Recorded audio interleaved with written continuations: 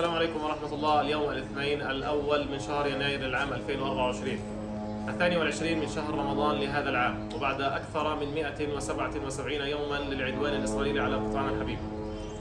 اليوم نقوم بتجهيز هذه الطرود الغذائية لليوم الثاني على التوالي، لنقوم بتوزيعها بعد ذلك على الأسر النازحة والمعوزة في هذه المنطقة الجغرافية الصغيرة غرب مدينة خان يونس، منطقة المواصي بالتحديد، والتي تضم عددا كبيرا كما ذكرنا سابقا من النازحين والمحتاجين في هذه الأوقات الصعبة، خاصة في شهر رمضان، لهذه المواد التموينية. نسأل الله تعالى أن يبارك للإخوة المتبرعين ويجزيهم عنا خير الجزاء. بارك الله فيكم.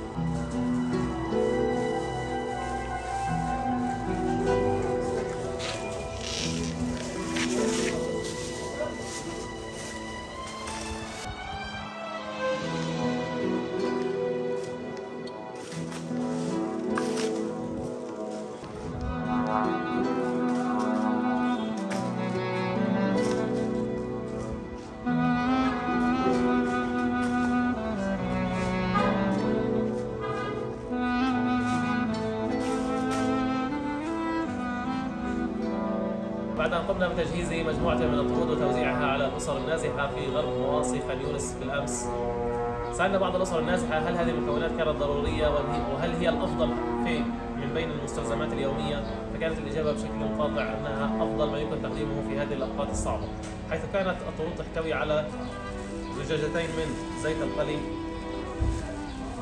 علبة من الحلاوة، كيلو من التمر، كيلو من السميد، كيلو من الأرز، كيلو من السكر، عدد 2 علبة من البيتا، علبة من الطحينية، إضافة إلى علبة من الصلصة.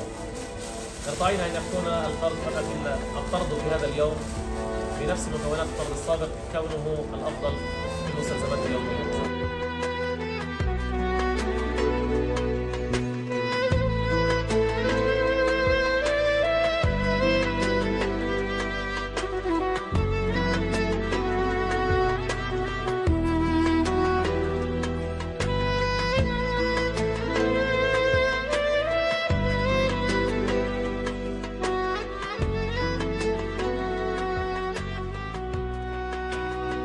السلام عليكم ورحمة الله. اليوم الاثنين الأول من شهر ابريل للعام 2024، 22 من شهر رمضان لهذا العام.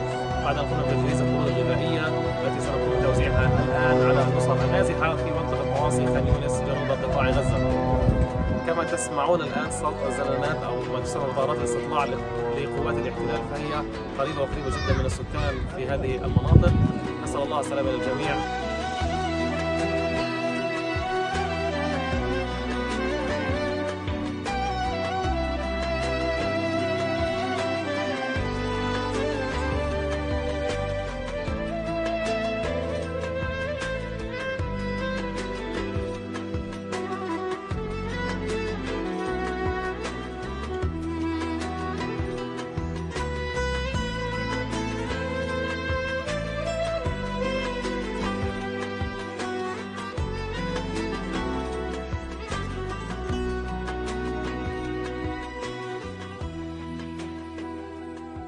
نسأل إن شاء الله. هذه هي بسيطة مقدمة من إخواننا في كردستان العراق، مؤسسة ترشيد.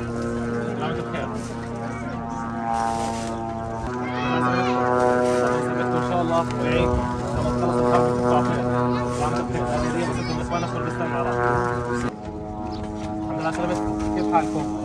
ربنا يثبتكم إن شاء الله. هذه هدية بسيطة مقدمة من إخواننا في كردستان العراق.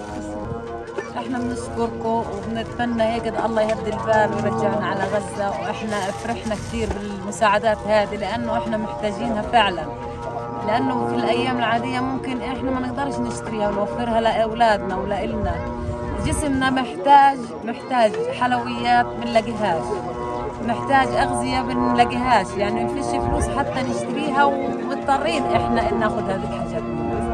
وشكرا لكم كثير بنشكركم، يعني من كل قلبي بشكركم على هذه المساعدة.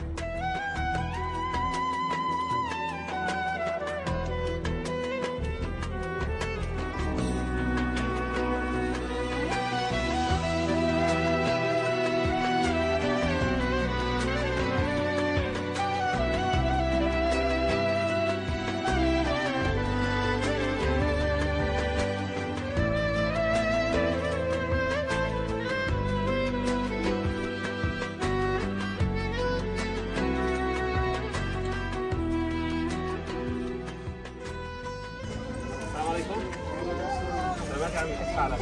الحمد لله على سلامتكم. كل عام وانتم بخير. هذه هدية قصيدة مقدمة من اخواننا في كردستان العراق. سلام بديك. كل عام وانتم بخير. الله يعطيك الصحة. ربنا يصبركم ان شاء الله. بارك الله فيك. شكرا بكشير.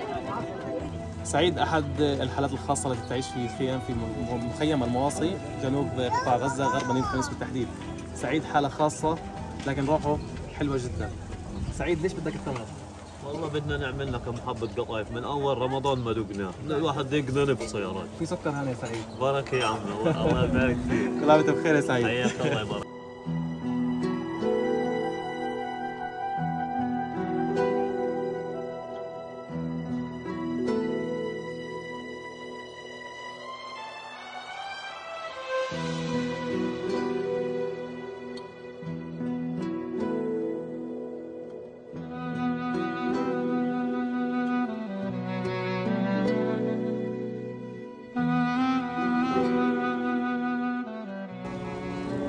أحمد أحد الحالات أيضا الخاصة التي تعيش في هذا المخيم التي واجهناها، يعاني من مرض الأكازيما.